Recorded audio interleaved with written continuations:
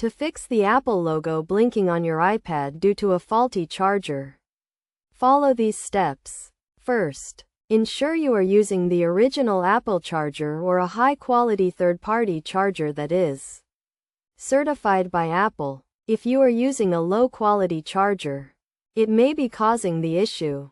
Next, try using a different charger to rule out any problems with the current one.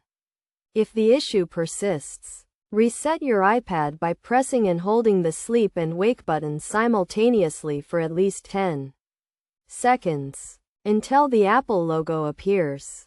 Then, release the sleep and wake buttons and immediately press and hold the volume down button while still holding the sleep and wake buttons.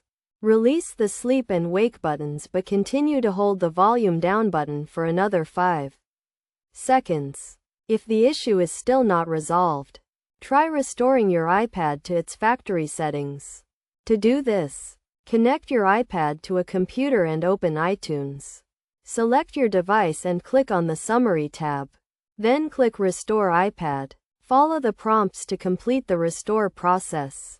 And once it is finished, your iPad will be restored to its factory settings. If none of these steps resolve the issue, it may be a hardware problem and you should contact Apple support for further assistance.